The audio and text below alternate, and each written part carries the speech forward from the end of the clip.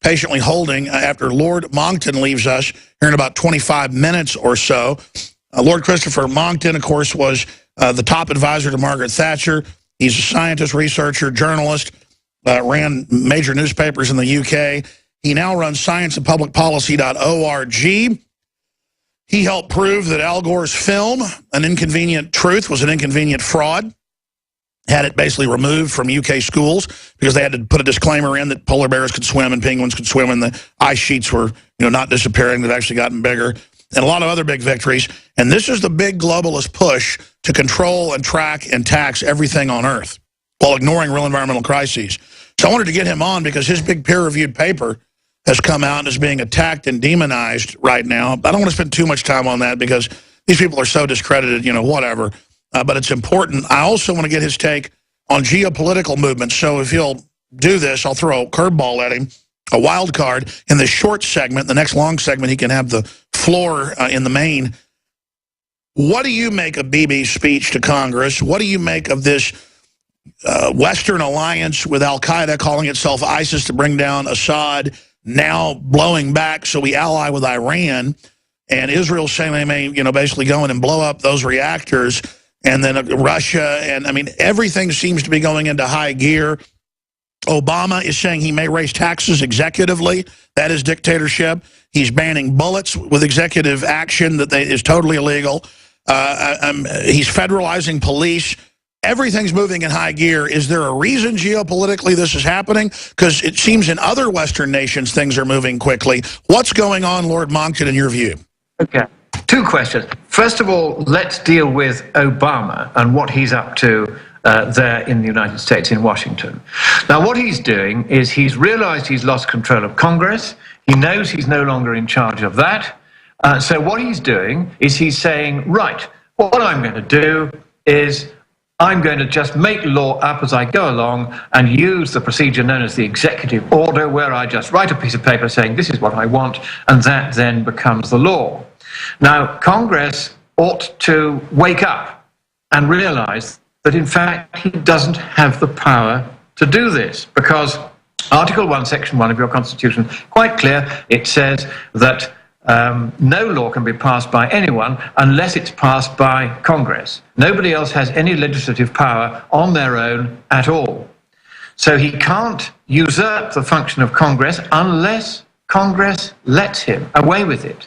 And the Republicans need to sharpen their game and start saying, no, we're not going to let the EPA make up rules. We're not going to allow Obama to make up rules randomly. It has to come before Congress or it isn't a law. So that's that one. He's acting as every dictator always does, making up the law when he can't get it through his parliament. Now, as far as Bibi Netanyahu is concerned, whom I know, because I met him in Israel many years ago when I went there as a guest of the government,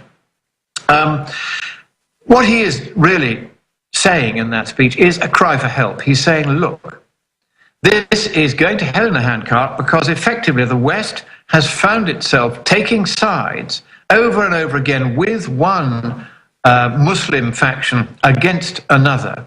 And then in no time at all, it finds itself fighting on the opposite side. And all the time it is feeding Western weapons in to groups which eventually become terrorist groups fighting against the West. And it's time that this nonsense stopped. Now, of course, he's also very worried indeed about the various nuclear researches going on in Iran, which are clearly not intended so much for civilian use as for weaponizing the plutonium to make bombs with. And he is not going to allow that to happen, and he's made that very plain. After all, it was Israel who previously knocked out the Osirak reactor in Iraq, when it too was working towards weaponizing nuclear material. So he is saying, if you won't do your job, because Obama effectively has abdicated in that region, he is too close to the Muslim side of things to be trustworthy as far as Bibi Netanyahu is concerned. So Netanyahu is saying, I'm going to have to act unilaterally unless you decide that you're going to sharpen up your act and find a more solid, coherent policy for dealing with the Middle East. All right, Lord Monkton, stay there and come back and finish that. Then we'll get into your paper making international headlines, the latest power grabs. Go to my Twitter account. I tweeted it a few weeks ago. The latest issue of National Geographic is titled The War on Science. And on the cover, they say, we never went to the moon. And then next they say, in the war on science, that climate change isn't real.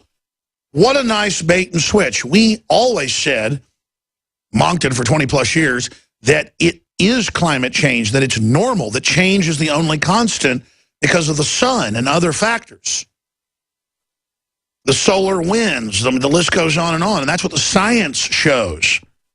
But they get up there and lie and say, the science is in. Everyone agrees, global warming, anthropogenic, man-made.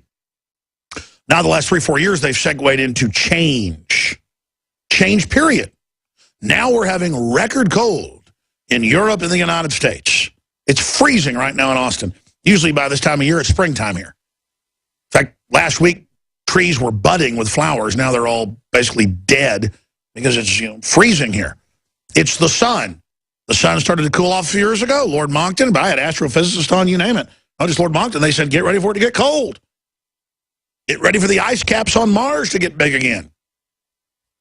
When I had David Rothschild on years ago, I said, why are the ice caps then, that was when the Earth was still heating a little bit, it was about 8-9 years ago, I go, why are the ice caps getting smaller on Mars too? And he said, well, that's because Mars is closer to the sun than Earth. And I said, no, it's the fourth planet. We're the third. He said, no, it's not, sorry. And I said, are you doing that to insult my audience, or you think we're that dumb? He just started laughing at me. We've played the clip of that many times. It's in my film Endgame. Lord Monkton, they seem to be tripling down now as everything collapses on them, and then trying to discredit you and others. Finish up with any geopolitical news, and then let's get into that subject, please. All right, very briefly then, on Bibi Netanyahu's speech. This is a very important speech. It was extremely well received in Congress. Many standing ovations, a lot of excitement about it. And I think this is a very important and very significant moment, because Congress has decided to act unilaterally here in a way it hadn't found the courage to do so far. It invited Bibi Netanyahu when Obama didn't. Obama didn't ask him to come, but Congress asked him to come, because they are concerned that he simply doesn't have a handle on the Middle East situation, which of course stems originally from the situation of Palestine. It's really Britain's fault originally, because it was we who decided, when we had the mandate to control that territory, eventually to give it to Israel when there were still 1 million Palestinians living in it. And that has led to conflict ever since. Now, it's very clear what's got to happen. There needs to be a generous financial settlement to those who can demonstrate that they are legitimate descendants of the original Palestinians who were dispossessed by the creation of the State of Israel. That would leave Israel in place, but the Palestinians properly compensated, but they would have to accept, as the price of that compensation, that they acknowledge Israel's continuing right to exist and will no longer seek to do it down. Now, that's the kind of policy that I think we're going to need to see, and it's actually Western countries that are going to have to pay for that, because it isn't Israel's fault that Israel is there, it's our fault that Israel is there. And so we should compensate the Palestinians for what they have had to endure, the taking away of their territory to create Israel. This is a problem for Palestine. We have to understand that. But at the same time, Israel, after what was done to it before the Second World War by Hitler, Israel also has its right to exist as a nation. And that way you can get both nations coexisting, I hope, in harmony. Something like that has got to be tried, because otherwise the conflict between the West and the Islamic world, which has largely stemmed out of the Palestinian conflict, is not going to go away, and it is, I'm afraid, going to get worse. And I'm very sorry about that, because my late father spoke Arabic, looked quite Arabic in some ways, knew many of the leading figures in the Arab world, and was very fond of it.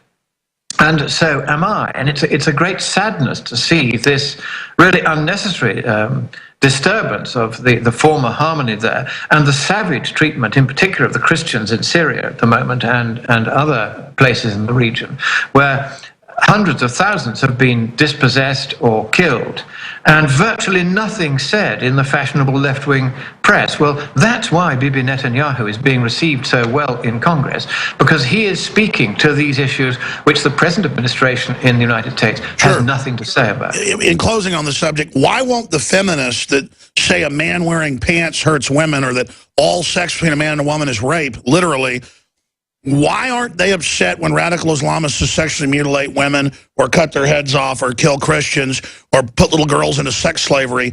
Why would the left, is radical Islam so sexy and chic? If you go to a leftist meeting, there are folks there just fawning after it. It's so sexy to be in a jihad slave pit. This has always been the way that the media and the left are by instinct not democratic but totalitarian. And totalitarians will always tend to stand together and think as one. And of course, there's the additional factor that Obama has been letting very large numbers of Muslims into the United States. And this is because the first few generations of immigrants from wherever they come tend to vote left. And so the left always have policies which seem terribly tough against immigration, but in fact you always get very, very large numbers of people coming in, and in particular at the moment from the Muslim world into the United States, changing forever, as they hope, the terms of trade in voting to make sure that we never really ever get a Republican government again. That's the aim of it. It's the constant movement leftward. And that's why the left makes common cause with the terrorists and the extremists of Islam, rather than doing what the centre-right does, which is saying actually that sort of conduct is unacceptable. All right, Lord Monkton, good analysis on that front. Let's segue into the latest on the carbon taxing, how they're responding to record cold temperatures, record thick ice sheets, record numbers of polar bears and pinguinos. What's happening on that front? Well, let's first of all, you're quite right about this. There are 7 times as many polar bears as there were in the 1940s. Hardly, as you may think, the profile of a species at imminent threat of extinction. And yet the Worldwide Fund for Nature, so-called, which is another communist front group, has put out an advertisement in the United Kingdom, which doesn't appear on their website because they don't want people actually getting the text of it and then making complaints about it, which says that polar bear numbers are in decline. Well, they're not. They're growing very rapidly because the Arctic, it has been a little bit less warm than it had. There's been a little bit of a loss of ice there, but it's been more than matched by a gain of ice in the Antarctic.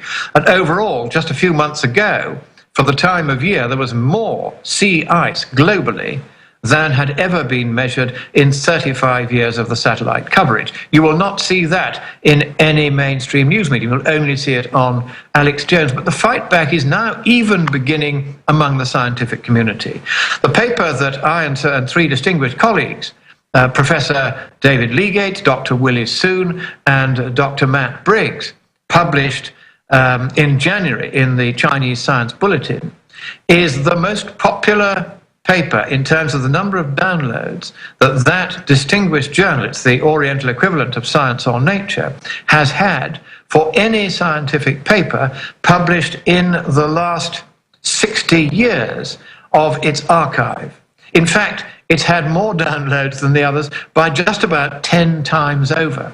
This has proved to be a very popular paper because it's actually quite a simple paper. What it does is to set out an irreducibly simple climate model, which is a way of looking at the climate.